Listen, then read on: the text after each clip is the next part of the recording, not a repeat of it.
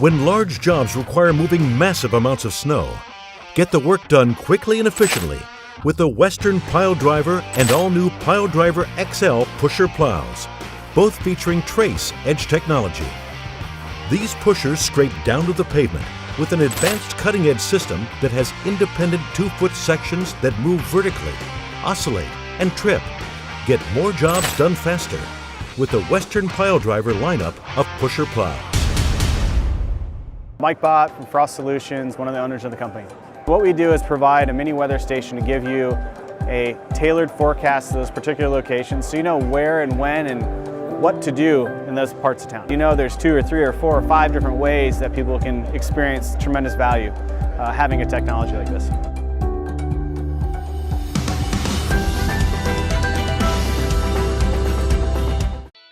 Welcome to the Entrepreneurial Journey with your host, Dave Westcott. The Entrepreneurial Journey is a weekly podcast that streams live every Tuesday at 9:15 a.m. Pacific on Dave's YouTube channel and LinkedIn profile. Now here's Dave with this week's episode. Good morning and welcome to the Entrepreneurial Journey. I'm your host, Dave Westcott. I've got with me special guest Brian Will, strategic business advisor, investor, sales trainer, and owner of Brian Will Media. I met Brian on the blocks. He was a judge, season 13, and I was captivated by his knowledge of business and the way that he questioned the other contestants. We may get into that, we may not.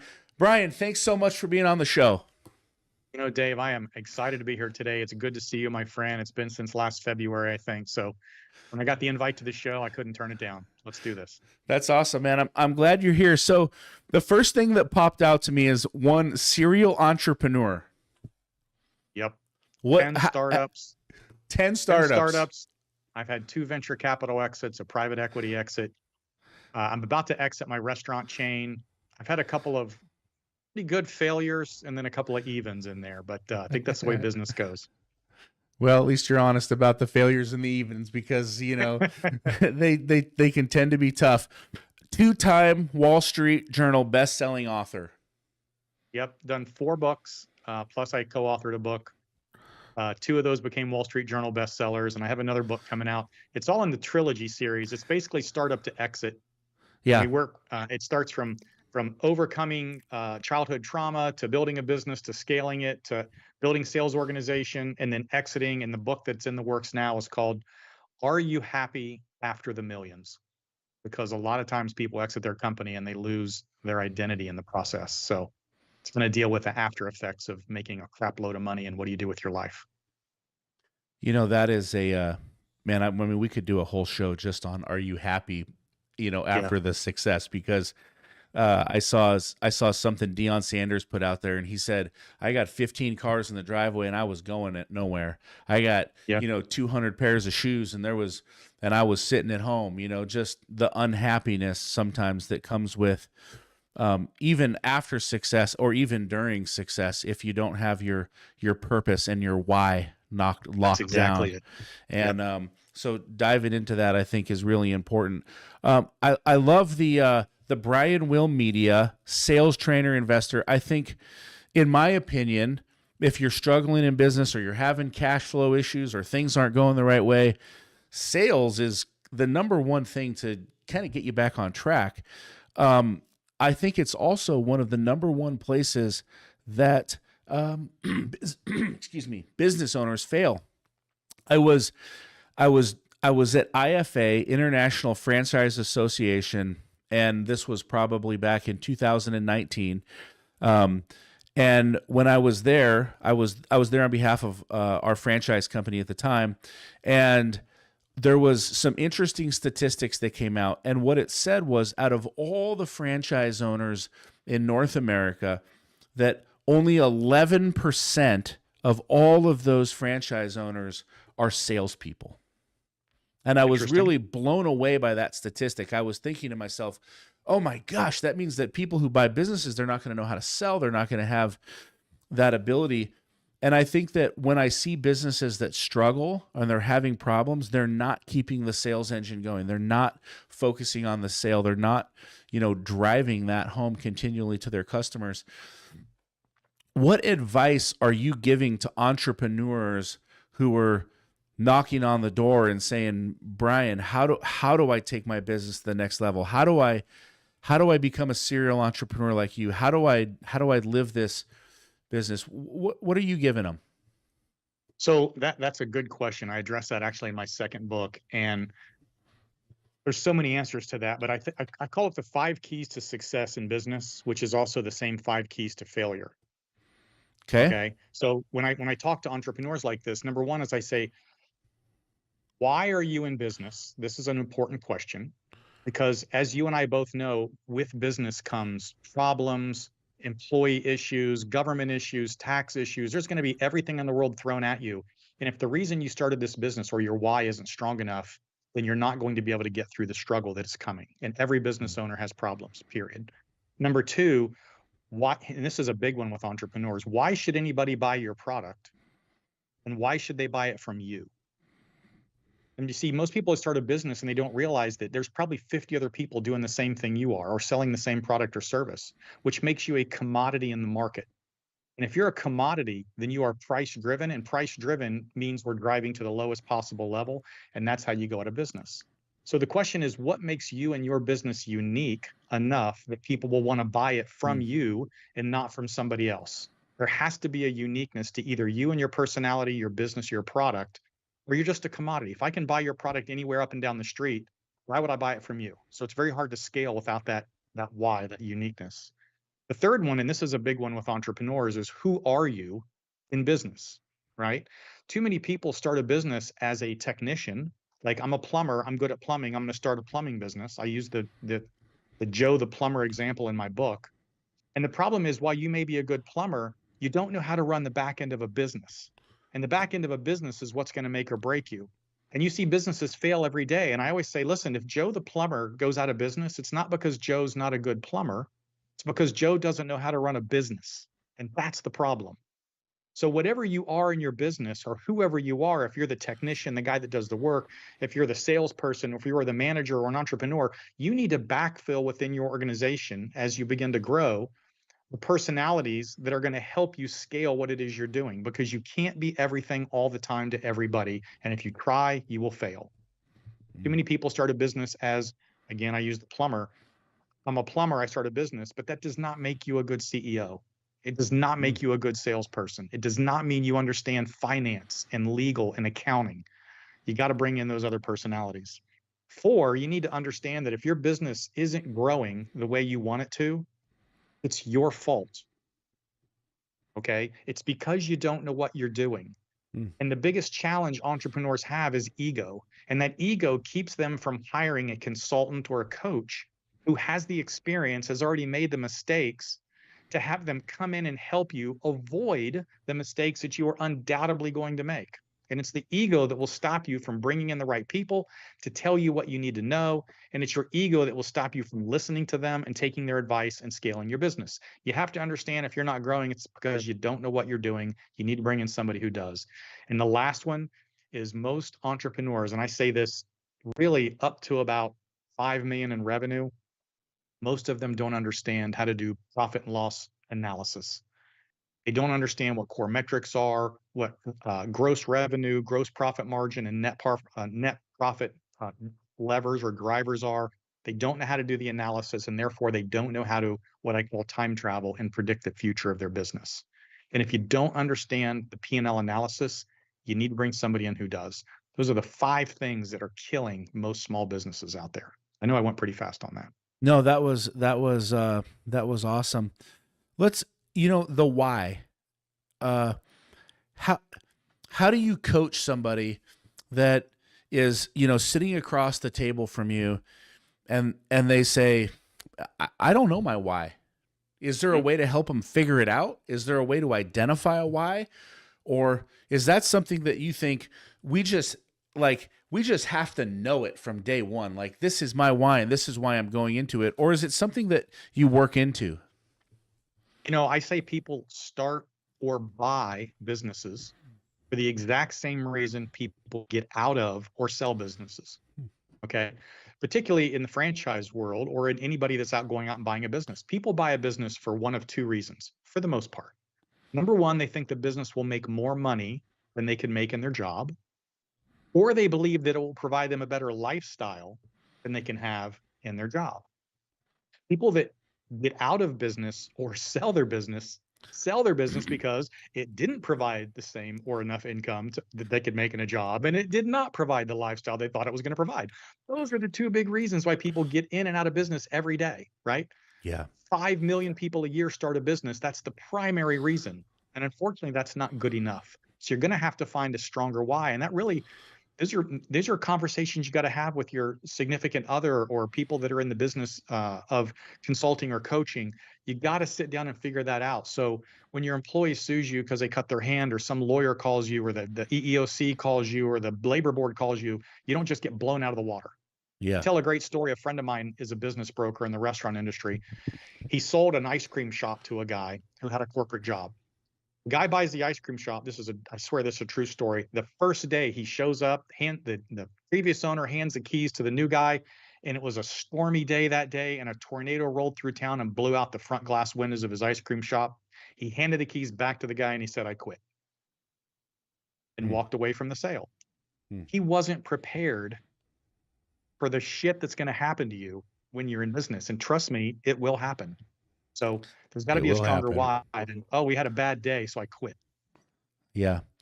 And, in franchising, I can tell you some very similar stories. I mean, you can sell a franchise and they can invest the money, they can go through the training, and they never start. Nope. They never even get the ball overwhelmed. rolling. They had no idea what it was going to be involved. They thought, I buy a franchise, everybody's do everything for me, and I don't have to do anything. It's going to make money because I saw the other, and the pretzels taste good, and the smoothies were awesome, and then it doesn't work. Yeah, and I love what you said, that more money than you make in your job or a better lifestyle. And the truth is, in the beginning, a lot of those things aren't going to happen. In the beginning, Right. The money's not going to be better than what you have at your job, and the lifestyle is going to be a lot harder. You're going to work weekends, you're going to work nights, if you're going to be successful. Like, Yep. there's no 2-day CEO, success story in, years 1, 2, 3, 4, maybe not even 5. I don't know. I love the second one. You said, why should they buy from you? Why should anybody buy from you? How do you help me get my customer to buy from me? What are the ticks and the trips? What are the tricks and the tips to get me there? Again, I'll tell you another story. I was an interim CEO for a company out in Portland. It was an insurance agency company. And one of the guys that was working for me at the time quits to start his own insurance agency. And I had done my interim thing. I left. I was back in Atlanta. And he calls me one day and he says, "Hey, man, I've started my own agency. I'm going to sell group health insurance to all these companies. Tell me what I need to do to get past the gatekeeper." And I said, well, Phil, I don't know. You tell me. Why should they buy from you? And he goes, "Well, because I give good customer service." And I said, "So Everybody what?" does. Everybody does. He said, "Yeah, but I care about their employees." I said, "So what? Everybody does." He said, "But I can shop all the companies in the market." I said, "So what? Everybody does." He goes, "Well, then what am I supposed to do?" I said, "I don't know. We'll figure it out. And when you figure out why you're different, you call me back and we'll come up with a line." He never called me back. That's because he figured it out and realized he didn't need me anymore. Right? You've got to figure out what's unique about you. And I don't know what that is. Some people, I know a guy, a friend of mine who's a landscaper in Pennsylvania, who his uniqueness is he's all over social media and he's doing pictures and videos every day of his landscape projects. And people go, "Oh my gosh, I've seen you on social media. I've seen you on TikTok. I've seen you on Instagram. And I love what you do." And that's his uniqueness. That's why they buy from him. But you got to figure out what that is. Yeah. Yeah. I love it. I love it. Those are great things. And I think, once you start to figure those things out, you're taking your business, your life to the next level. It's, you got to know these things. And I think that, if you're smart, you're going to figure these things out before you get into business. Hopefully. And by the way, yeah.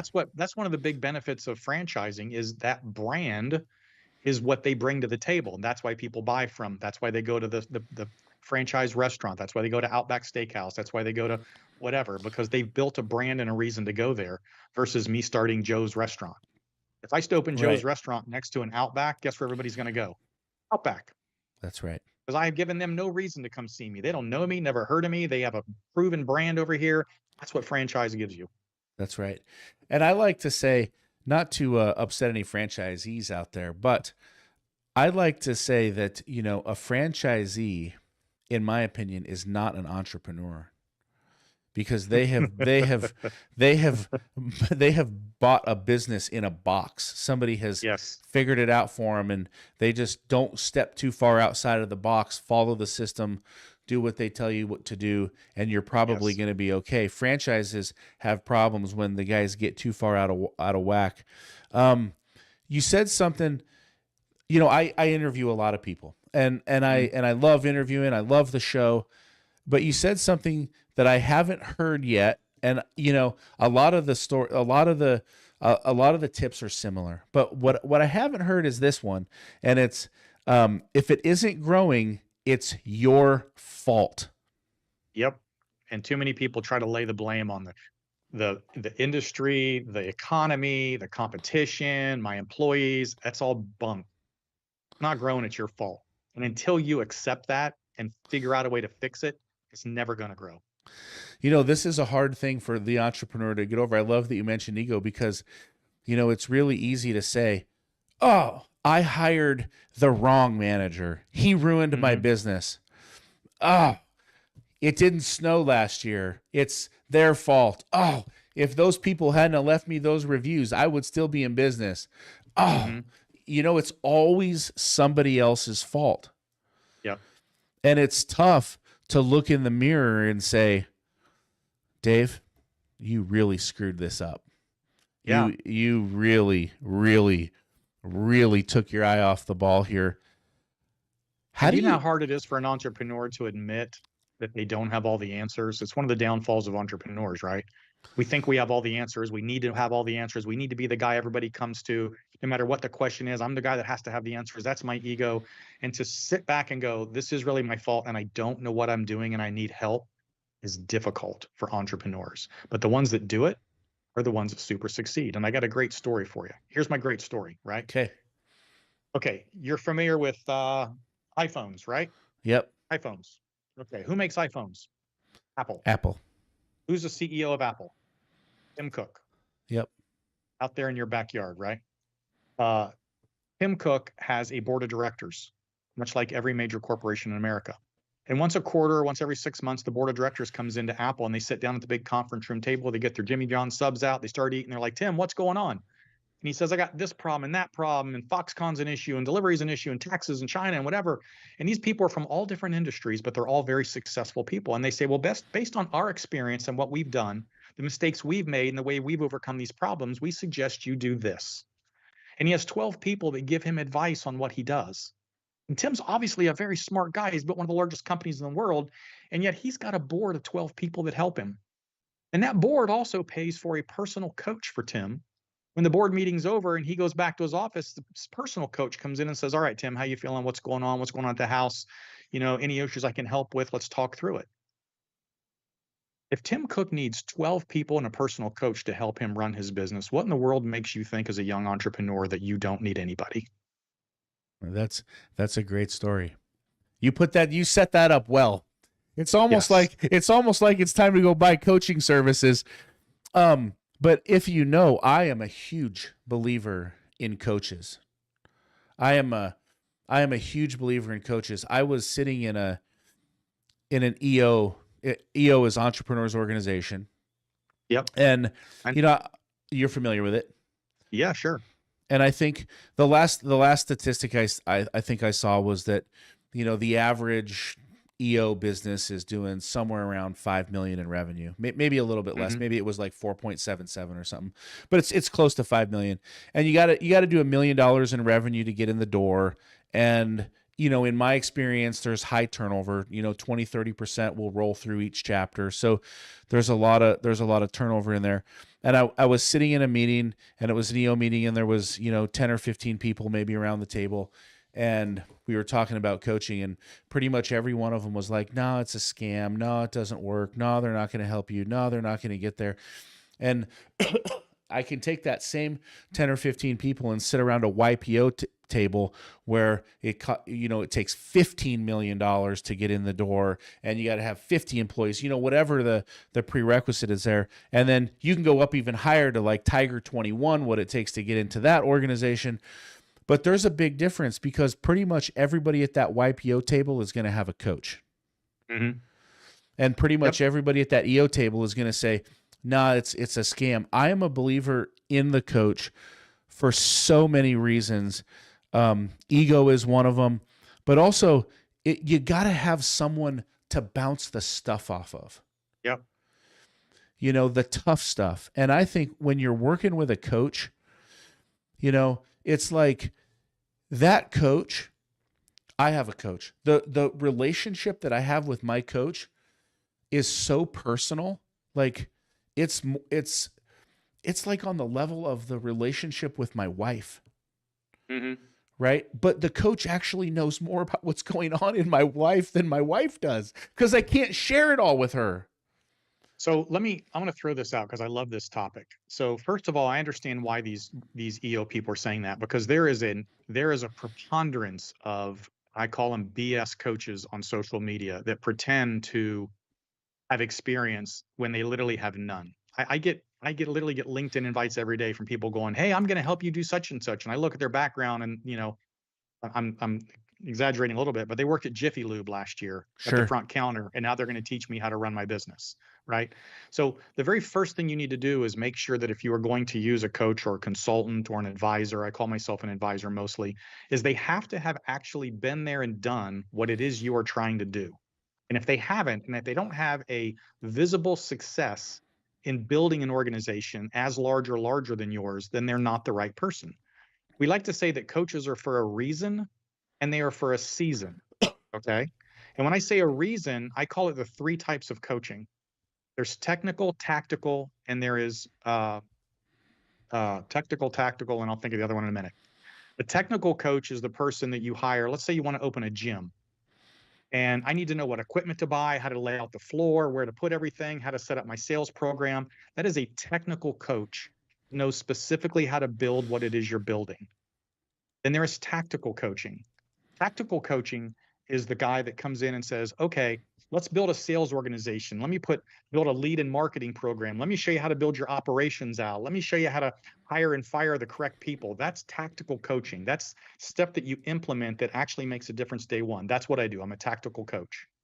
And then the third one is mindset. And mindset coaching is kind of like what I said with Tim Cook. Mindset coaching is a person like you just talked about that knows about your personal life and can talk to you through things that you may not talk to other people about, that you can, get really personal with. But those are 3 different types of coaches. And typically they are not the same person. So the other issue with coaching is people keep hearing about all this life coaching. I'm not saying there's a problem with it, but a life coach isn't going to help you build your business. No. And a technical coach isn't going to help you build out your operational analysis and do your historical P&Ls and build your levers and predict. That's not what they do. So you have to get the right coach. The coach is for a reason. And then a coach is for a season. I like to tell people, I can show you how to build a business up to about 50 million. You get past that, I've never done it, I'm the wrong guy. Right? Yep. You need to go find somebody that's bigger than me, has more experience, and knows how to do that kind of stuff, because now you're getting into SEC issues and whatever. So I'm specific in what I do. Tactical coaching from 2 million to 30 million in revenue, we can build. But if you get much past that, you got to find somebody else. So I understand why your friends say that, but it's because they're being bombarded on the internet with all this nonsense for people who are not qualified to be doing what they're doing. I love how you broke down the 3 coaches, the 3 types of coaching. I think that's really, really important, because I don't have just one coach myself. Mm-hmm. And I also think they're for different seasons as well. I believe that, because like if I work with, Jack Daly for sales, I'm going to use him for my sales coach and my sales team, and I'm going to work with him. But I'm also going to have my employees work with him, because I think that, maybe the sales piece, or I'm going to work with a Brian Will, or I'm going to work with a CEO coaching, whatever it is, whoever I choose, I'm going to use the best people that I can find. Yes. in that specific arena. I believe in having a negotiating coach. Like, our team needs to be good at negotiating in specific and certain roles. Like, we shouldn't just be saying, let's negotiate like this, because there is very, very specific tricks and tips and, processes that we can follow in negotiation. And I think a lot gets missed in negotiation. So I really believe what you've said. And I'm also a huge believer in what you said about if they haven't been there, don't buy. Exactly. Because you can never get more than the person giving you advice has. That's right. And if you haven't been there, you haven't experienced that level of business. And that level of business, a $30 million business, moves at a completely different spot than a $1 million business. My $1 million business, they're just trying to figure out how to pay payroll. They're just figuring out, if they're going to offer benefits. Are we going to offer benefits? This is a really big decision for us. Our $30 million business is saying, gosh, we're about to pull the trigger on this CFO, and it's going to cost us, $350,000, $400,000 a year, and we're going to pay a 3%, whatever.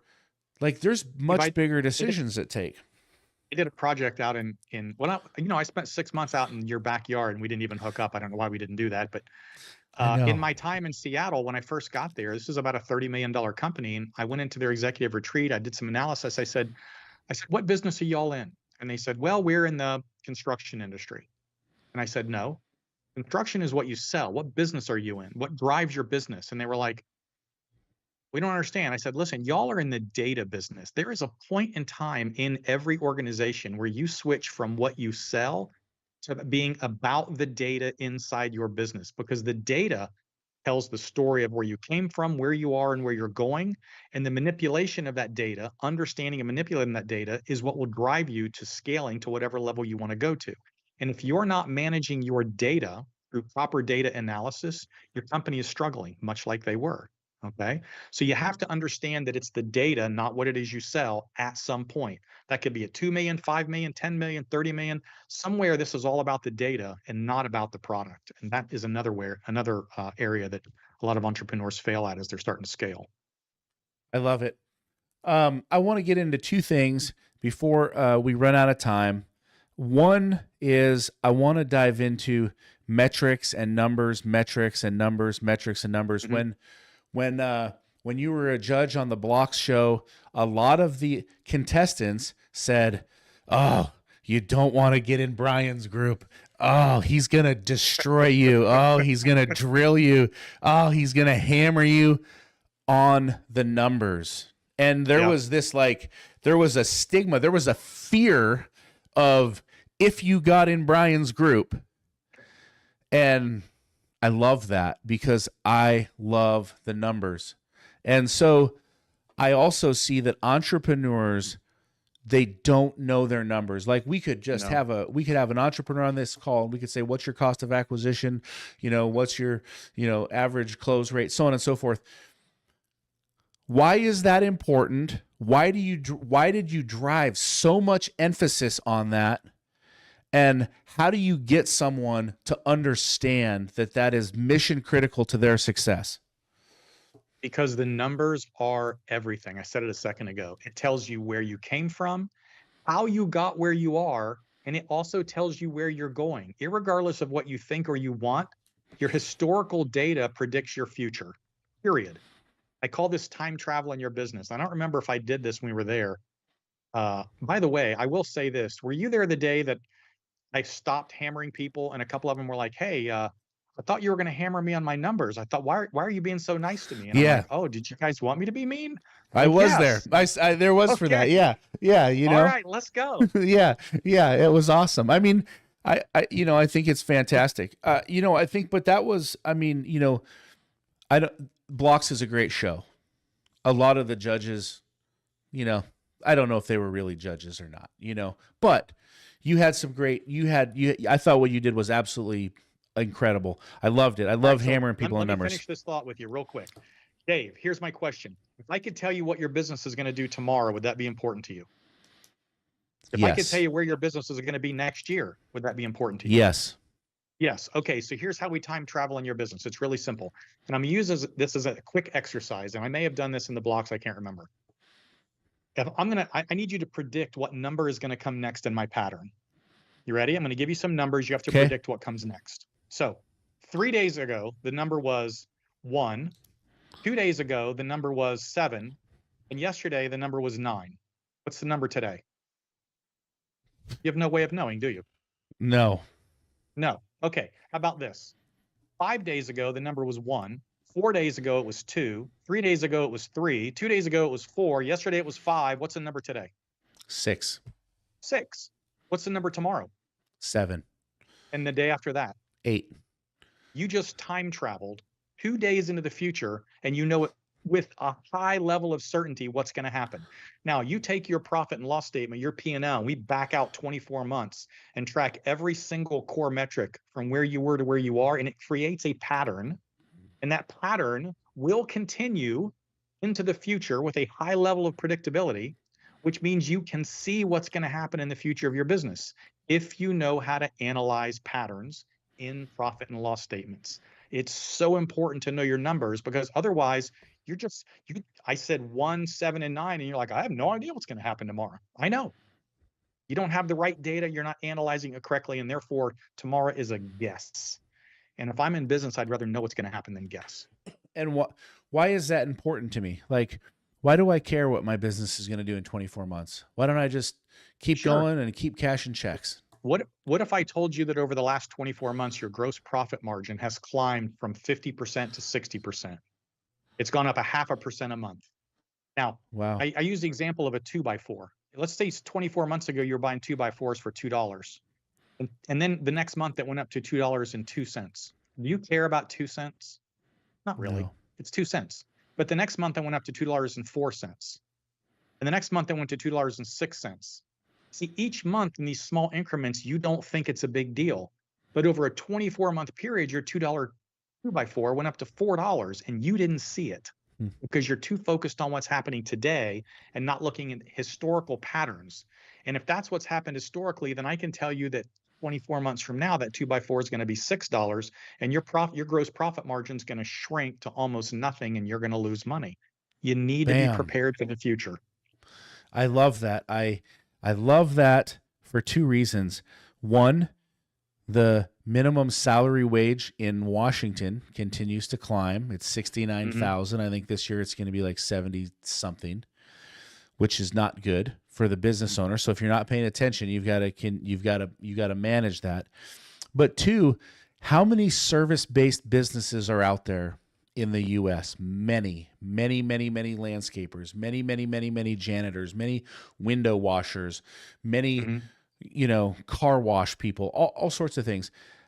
Those businesses are really seasonal on many levels. And what you show me here is that if I'm in one of those businesses, that if I understand my P&L, what you're telling me is that you can predict my slow time.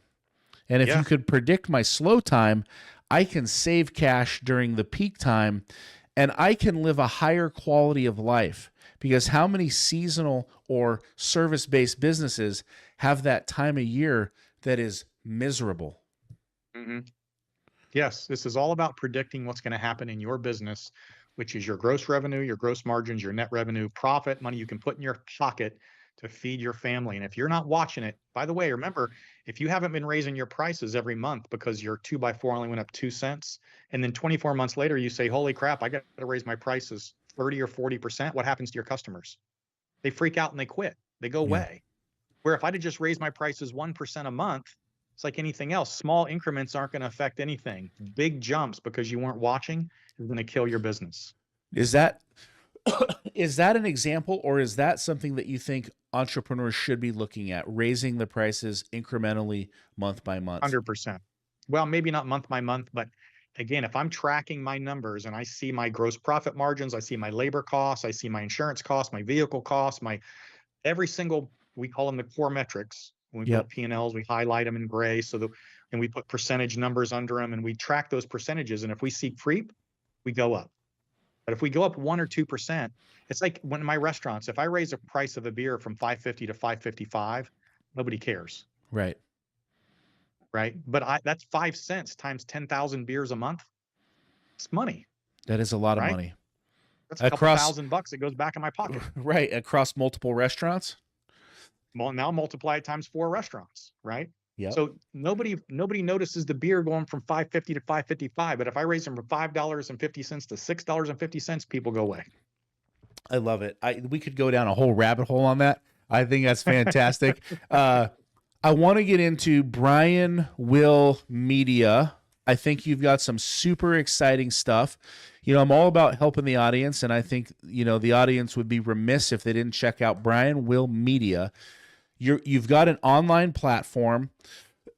You've got some sales coaching, some P&L analysis.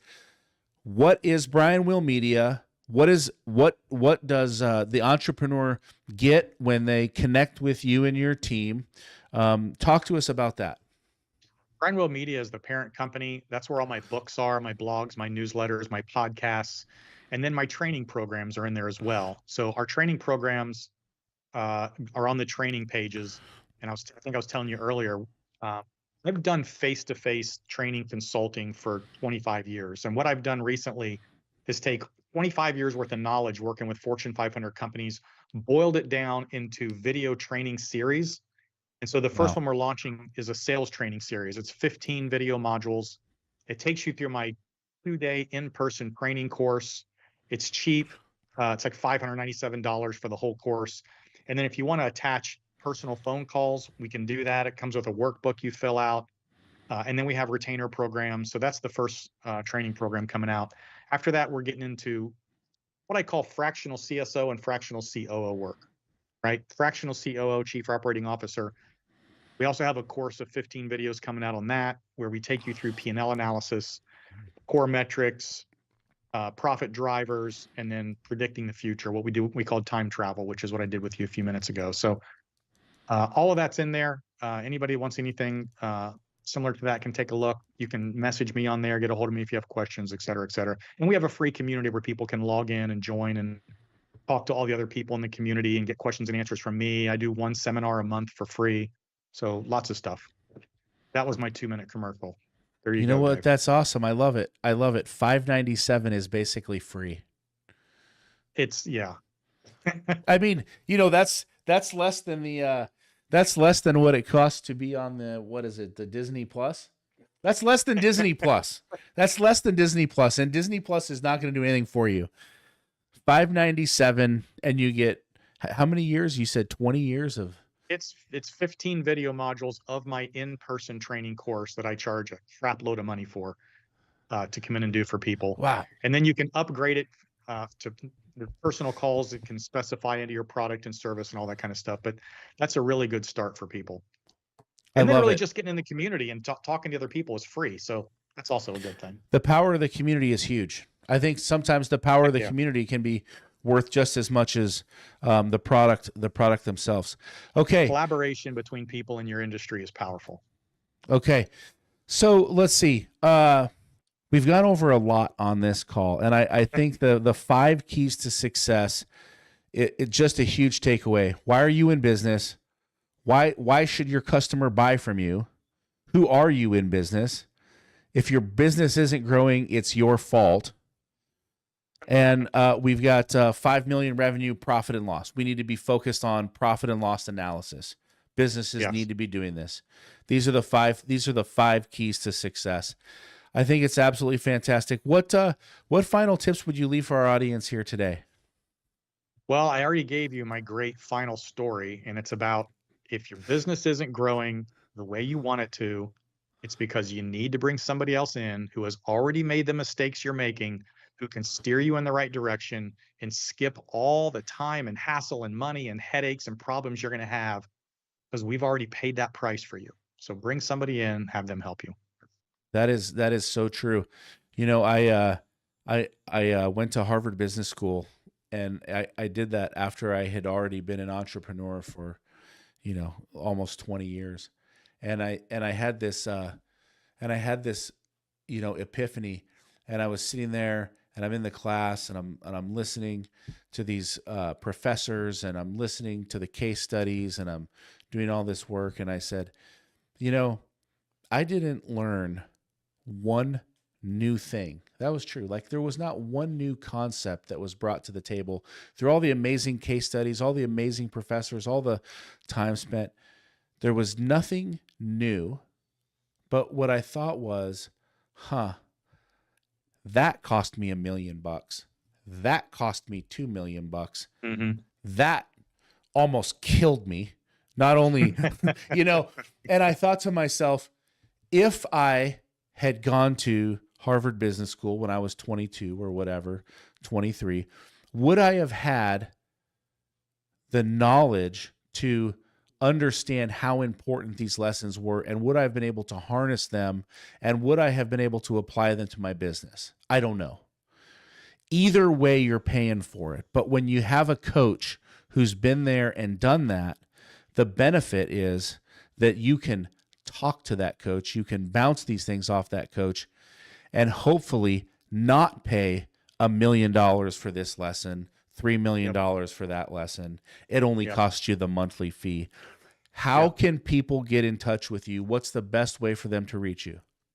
BrianWillMedia.com. Come to the website, check it out. You can message me there, and we'll go from there.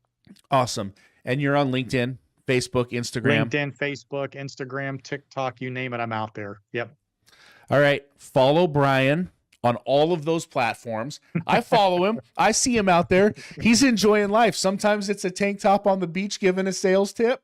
Sometimes it's in a fancy hotel room. Sometimes it's in a business setting, but always has great tips, always has great coaching. And listen, if you're looking to take your business to the next level, if you're in that $2 million to $30 million, $50 million range, hook up with Brian, take your business to the next level. And your books, you've got 4 books out, correct? Yep. Where can they get the books?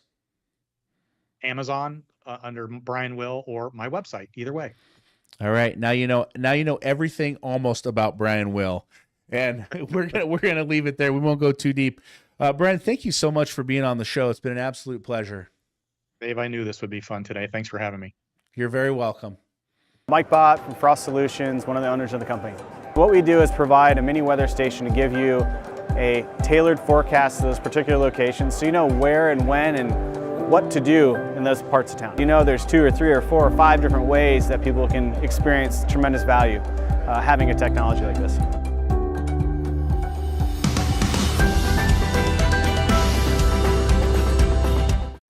Introducing the all-new Western Enforcer V-Plow. Engineered with all the features, efficiency, and performance of full-size Western V-Plows, built specifically for your half-ton truck. For more information, visit westernplows.com.